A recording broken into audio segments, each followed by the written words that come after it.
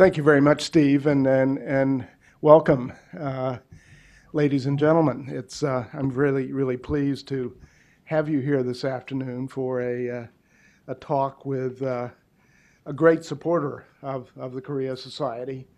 Bill Rhodes, among his many things, is a member of our board at the Korea Society, and so we're very pleased to be able to work with him and help introduce his book.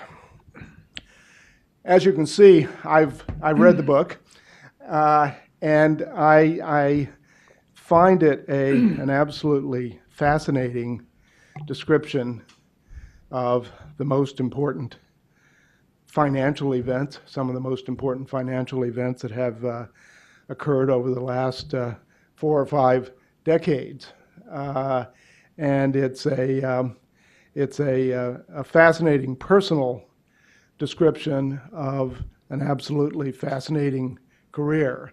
As you all know, Bill Rhodes was with Citibank and its predecessors for over 50 years. During that time, he became one of the, certainly perhaps the leading troubleshooter in the international, a leading troubleshooter in the international banking system, dealing with banking debt crises in Latin America, in Asia, including Korea, dealing with new banking opportunities in emerging parts of the world, Central and Eastern Europe, and China and other places, and became I think the title banker to the world could perhaps have been banker of the world, because as I read your book, you were engaged during your career less in lending money than in helping keep the global banking system, the global financial system intact. And as that, I think you were not a banker to the world; you were a diplomat to the world, and played a really key role in events through the years. Bill remains very active on the financial scene and global economics. In any event, I have worked with Bill over the last decade or so, principally on Korea. When I arrived in Korea as ambassador in 2001, I saw all the traces of Bill's work with Korea in the financial crisis, and developed a great respect for him even before I think I actually met you. But since then, Bill has been, among other things, chairman of the U.S.-Korea Business Council. We've worked together very closely to secure the negotiation of the Korea-U.S. Free Trade Agreement. We've worked over the last frustrating 4 years to try to get that agreement before Congress and passed by Congress, and we haven't quite gotten there yet, although there's still some certainly we expect that agreement to be approved this year in one way or another. So having worked with Bill, having read his book, I have just great pleasure, and it's an honor for me to introduce him today. I think, Bill, I might ask you to say a few words about the basic thrust of the book, and then perhaps we can come back to Korea, which is the topic of our greatest interest here. Thank you. Thank you very much, Tom. I think that people ask me all the time, well, why did you write the book, and why did you write it at the time you did? And I've had numerous friends and people in the financial field, and including at the international financial institutions like the International Monetary Fund, push me to put down my experiences because they felt it would be helpful in oncoming crises for people to have some knowledge of the lessons learned in Latin America and in Asia.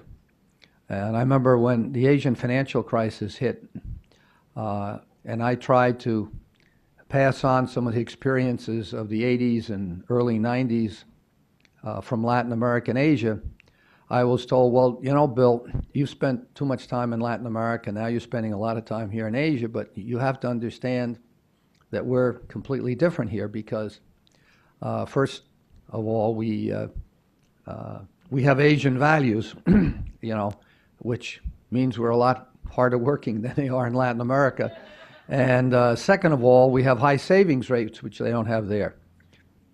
And my answer to that was that I'm sure that, that obviously we all know that Asians are very hard workers, and that but Latin Americans also are hard workers, and that, yes, they did have higher savings rates. But that didn't preclude that when you get an over-leveraged economy and you don't get the proper controls from the supervisors and the regulators, and speculation tends to be rife in areas like finance, housing, that you can't run into a similar problem. And lo and behold, it happened. And I had been traveling throughout Asia, looking at our own book in a number of countries, and talking to people in the business community, policymakers. And it was very obvious to me in 1996, starting then. I must say Paul Krugman had written on this subject in Foreign Affairs. He did a study, 1996, came up with a similar conclusion that Asia was overheated, just like we had seen in Latin America. And so the Asian crisis hit us, as we all remember, in the summer of 1997. And Korea, unfortunately, was one of those countries that was very hard hit. And I will come back to that later because, as Tom said, I'm here at the Korea Society, and we're going to do a lot of talking about Korea because I have tremendous admiration for the Korean people and the way they handled the situation. I will never forget Korean women lining up to melt their gold jewelry to keep Korea out of default. I've never seen that anywhere in any country in the world. Korea holds a very special, position in my heart after my experiences there. But more broadly speaking, I think the tendency of countries and geographies is to feel if there's a problem somewhere else, it's not going to be repeated, and they can't learn anything from it. And one of the first things I think that I learned is there's no cookie cutter approach. Every country is different. That's true in Asia, it's true in Latin America, and the Europeans are finding out it's very true in Europe. And we saw that in Eastern Europe. It's very true in Africa. And I think the tendency is to lump countries together in geographic areas, and you can't do that. That's the first point. And I think this was a mistake in many ways of a number of the European policymakers, because they thought because someone was a member of a monetary union, that meant that everyone was the same. Well, it's not the case. Countries are different. Cultures are different. So that would be I think, lesson number one. Another one is contagion. Now, after Asia, where contagion was rife as it was in Latin America, when one country gets in trouble, you remember in Asia in 1997, it started off in Thailand and just ran through a number of countries in Asia. And of course, in Latin America in 1982, it started with Mexico and ran through most of Latin America. And so we got to the case of Greece 18 months ago, because we have to remember that Greece first appeared on the scene as a problem when the new government of Papandreou, the PASOK Socialist Party, came in at the end of 2009. And it became very apparent that they were going to need help from the EU and the IMF. But people thought this was a very isolated event.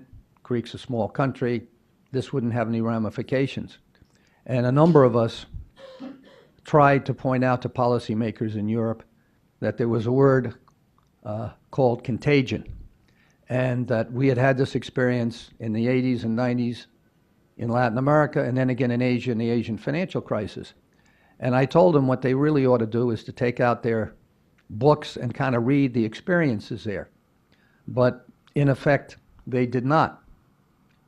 And whereas the crisis in Asia, should have shown them, because that was obviously later than the crisis that we saw in Latin America, they basically didn't take this on, and it took them until May of 2010 to finally put together an agreement between the EU and the IMF, and then what was called the Troika, because the ECB, the European Central Bank, got involved in supporting the banking system, and then later on in buying Greek paper, Irish paper, Portuguese paper in the open market.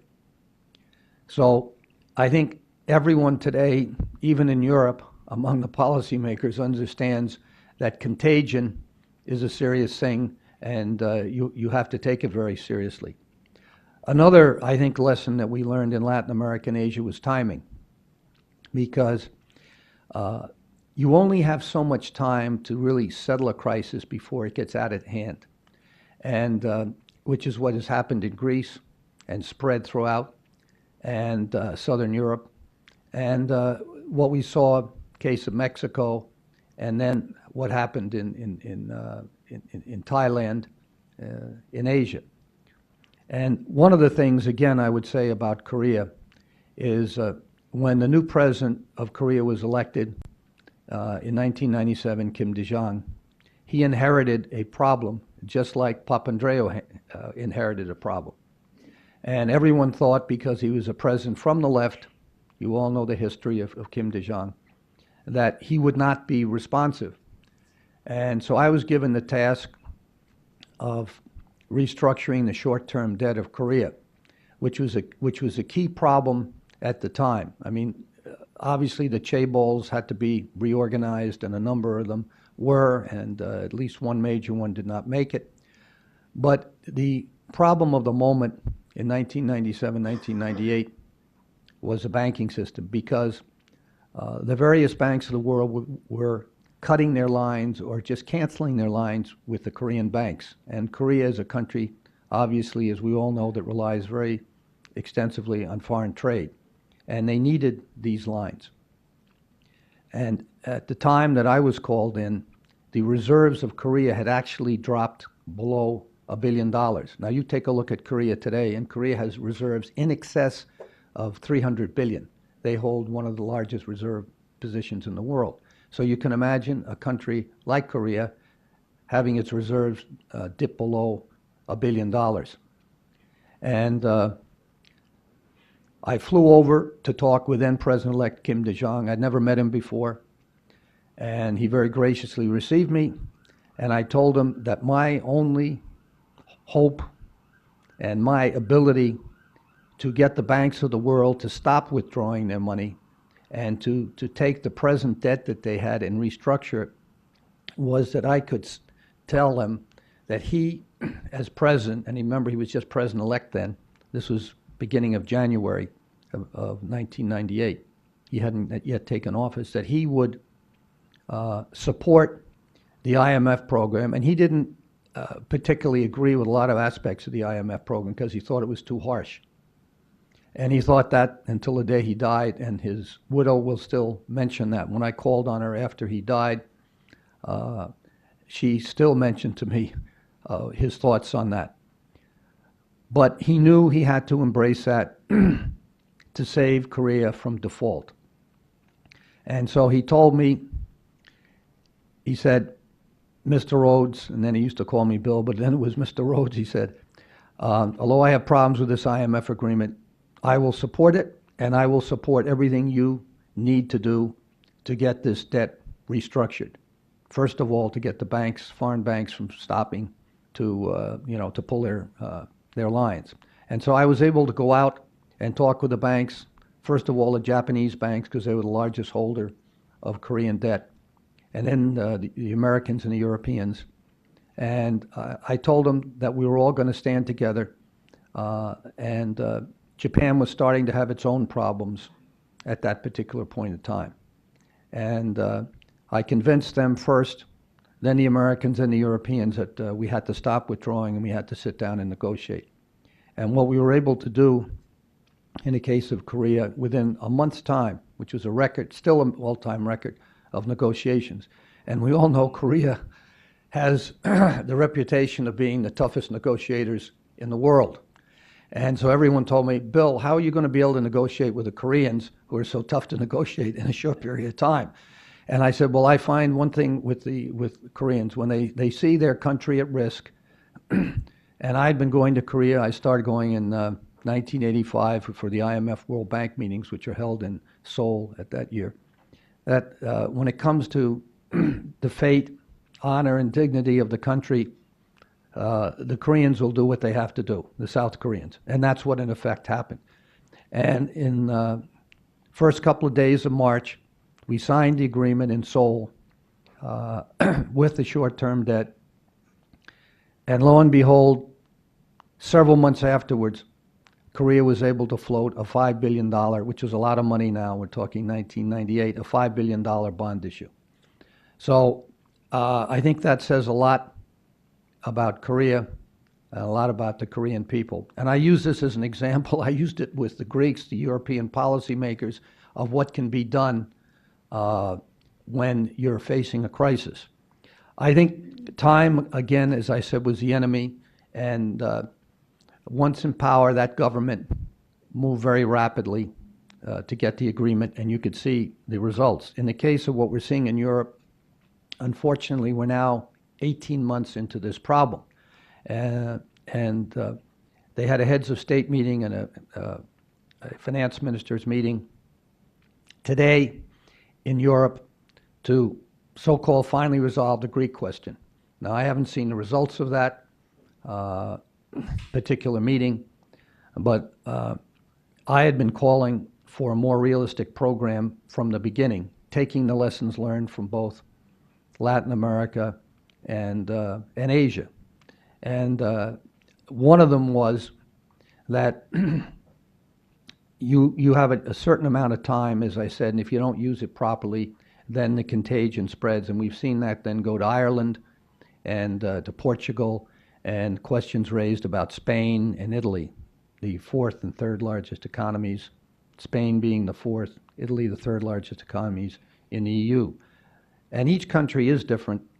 As I said, Greece was a sovereign debt pulling the banks in, because the banks in Greece weren't in that bad shape, but the sovereign pulled them in. In the case of Ireland, actually, the sovereign in Ireland's finances were okay, but the banks had way overlent in a tremendous housing boom.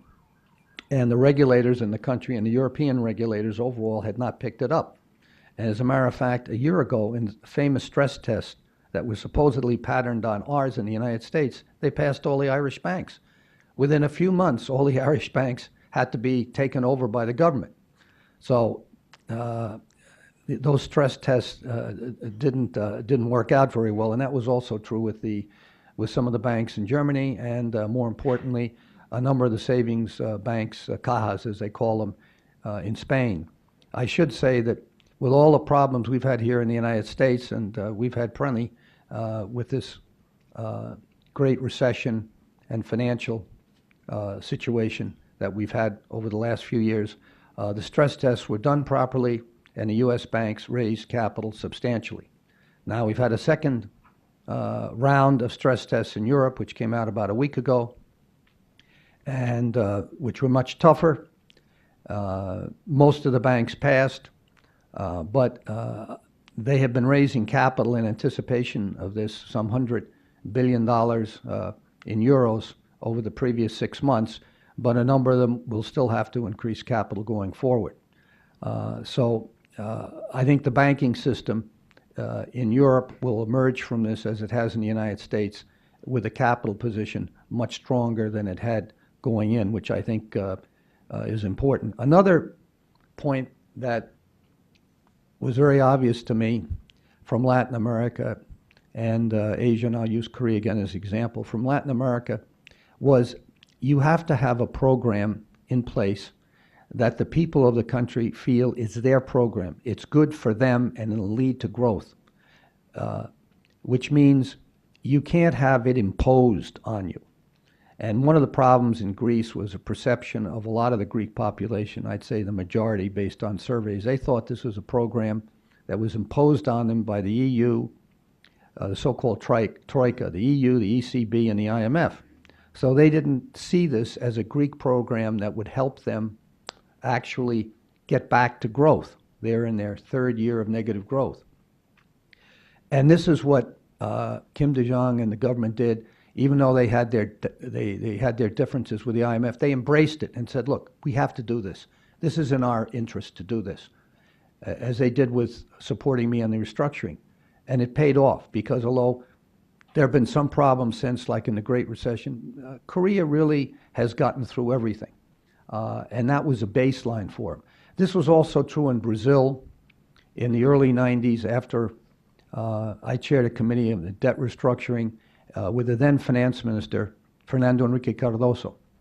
And once we had gotten to an agreement on Brady bonds, he and a group of Brazilian economists came forth very rapidly with what is now known as the Real Plan.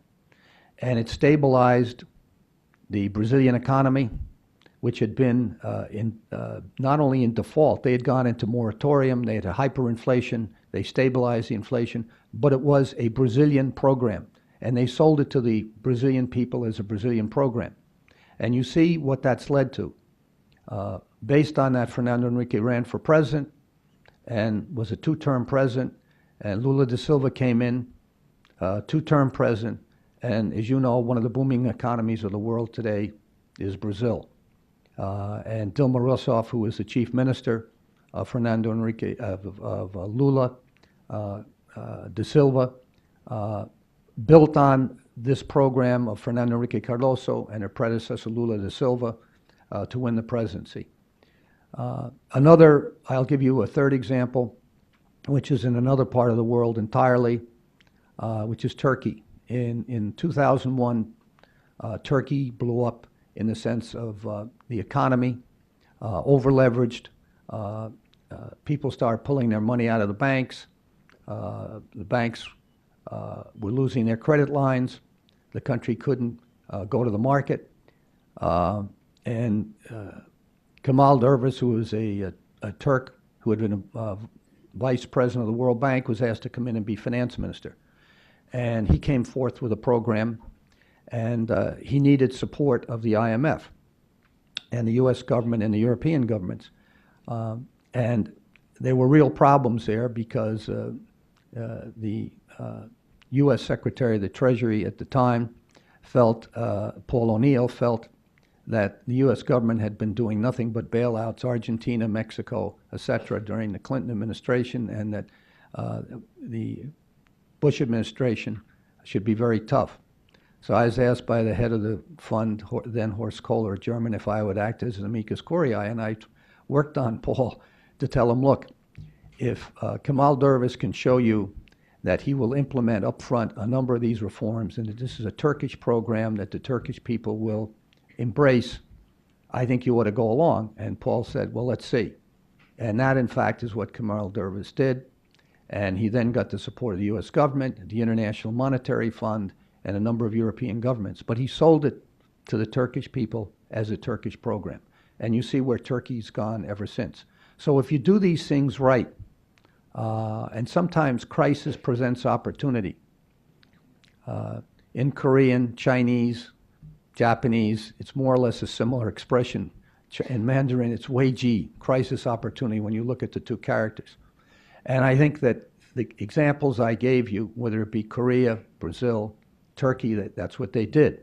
And that's what I was hoping to see in the case of Greece and these other countries. Now, hopefully, we will see it. So I think that's very, very important.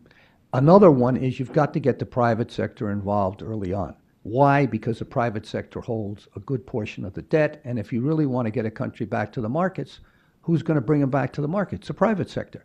And so I was agitating, imploring the Greeks and European policymakers to get the private sector involved. Now the private sector is getting involved, but we've lost a lot of time. In all the cases I mentioned to you before, the private sector was involved very, very early on. So I think these lessons really apply to any particular financial crisis you have. And obviously, I leave this to last, but it is key. You've got to have strong leadership, both in the country in particular. You've got to have a strong head of state supported by a strong cabinet and strong ministers to carry forth these programs, and to first of all show that the program can be implemented, and second of all to convince the people of the country that it's at their interest and there be growth at the end of the tunnel. Because you know, programs that have austerity forever, first of all, usually don't work because you don't get the revenue base if you're always in negative growth. But second of all, to really be implemented, and this is one of the problems in Greece, because the tax collection system has been a mess for, I think, almost forever. And it's important they're finally, you know, changing that around. But if you don't have any revenues and people aren't paying taxes, that's not going to help you get back, because you can't get back to growth on austerity alone. The other thing was, in all these countries, privatizations were very, very important. Now, they have to be done properly, but I think the state ownership of a number of industries at the end of the day is not productive, because the companies, frankly, aren't run properly. And so I think privatization is a very key area for Greece, and they basically were not implementing that.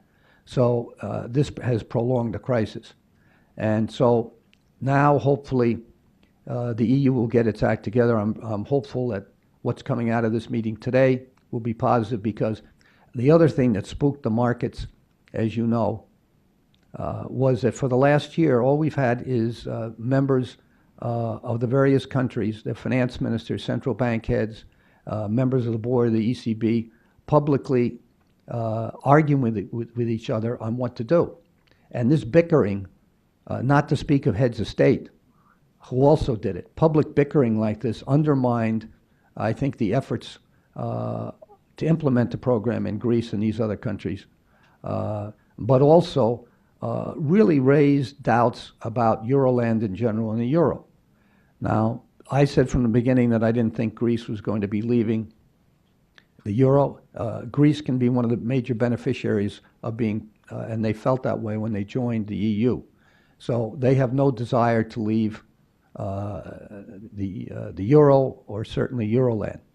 I think what should come out of all of this is that they need a stronger fiscal alignment, because you have monetary alignment in the ECB, but the ECB can't do it all. Here they were out buying all of this debt on the secondary market, and they piled this up at the ECB, but that's not their role in life.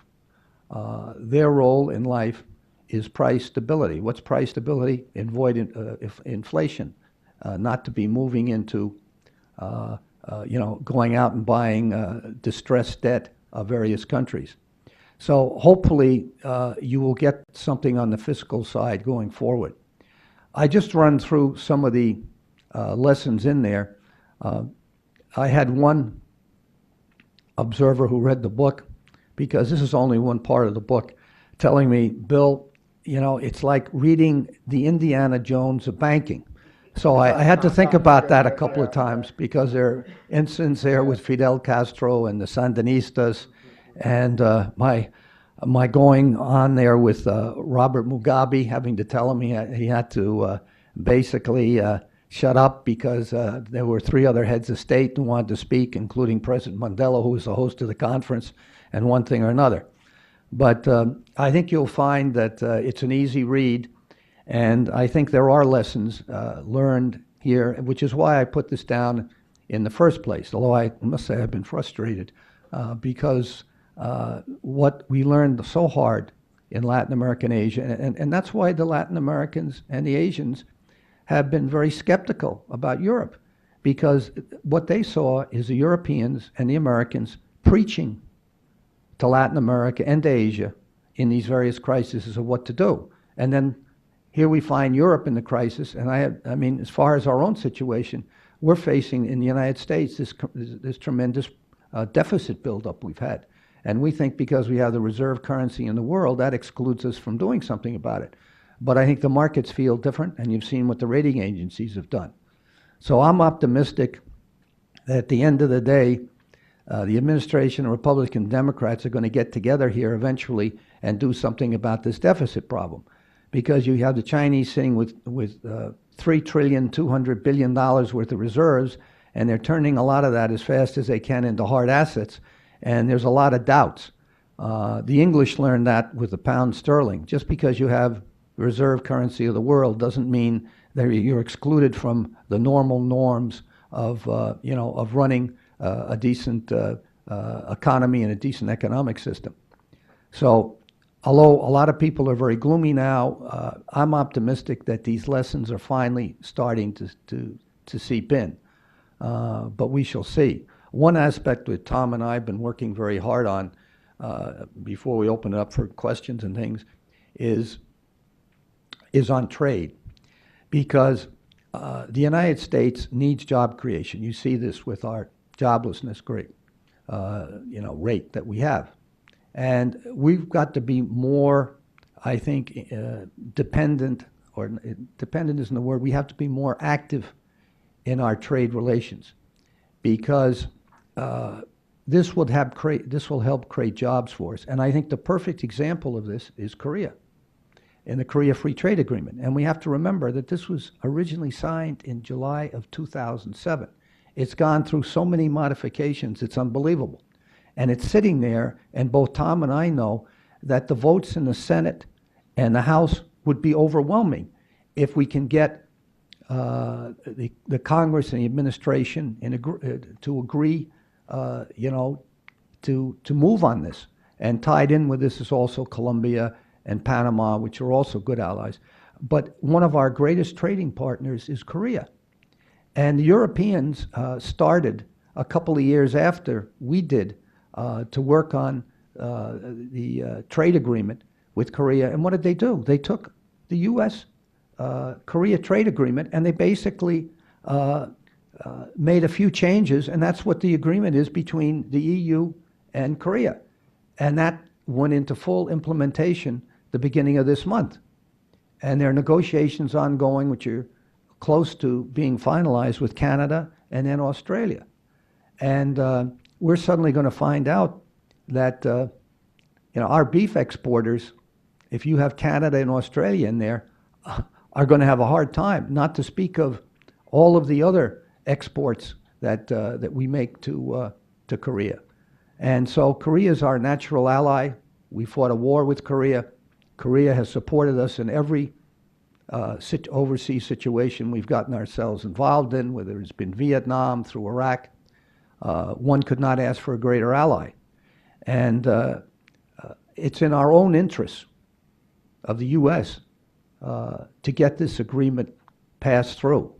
And so the other night at our annual dinner, I had just been told that the White House was going to be making an announcement, and the trade representative, that they were going to put off Korea and the other two trade agreements till the fall.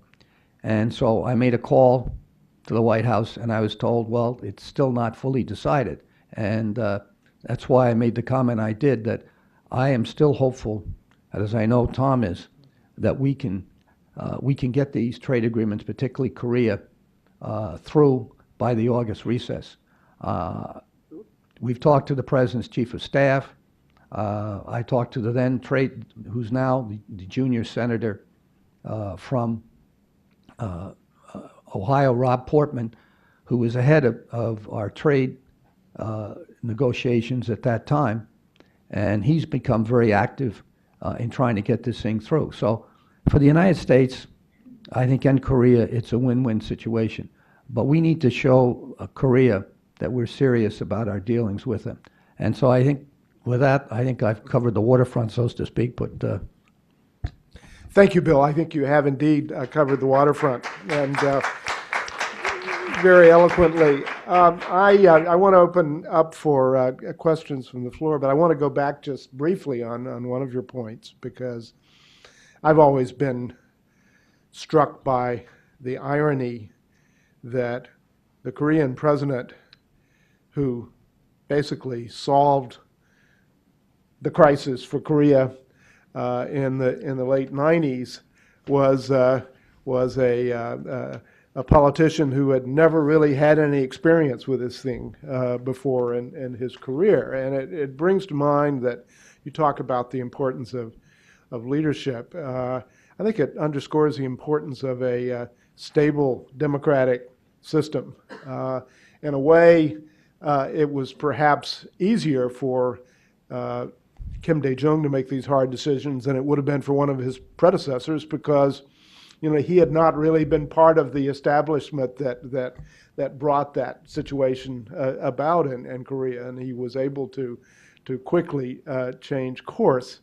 I think he could also change course fairly quickly because he was just at the beginning of a 5-year presidential term. He wasn't eligible for re-election, and he didn't have to worry about military coups. And thinking back to your days and dealing with the Latin American debt crises of the 80s and the 70s and 80s, you didn't have that kind of stable democratic system that would enable leaders to take hard decisions and avoid political consequences. And I recall you talked about 4 different Argentine presidents in a 3-year period or something like that. So I think being able to handle a crisis like this, sometimes we're frustrated by our version of democracy, and particularly as it's playing out right now. But certainly there are advantages.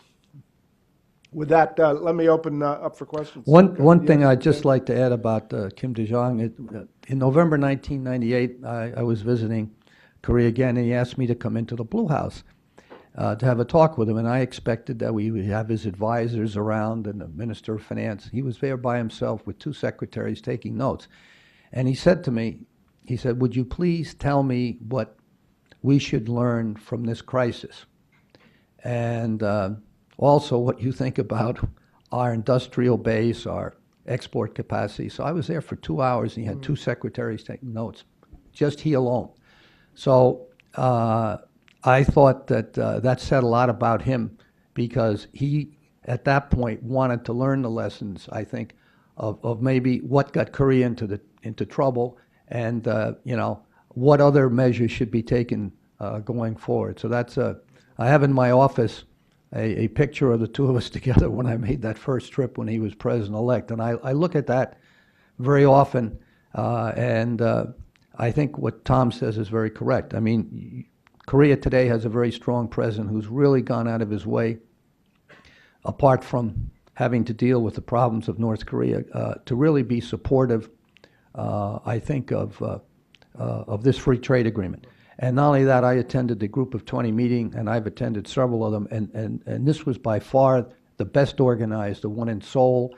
And it was the idea of the President Lee Bak, to have the private sector involved. First head of state who decided that, and the French are going to continue it. So, Korea plays, put it this way, Korea punches above its weight all of the time.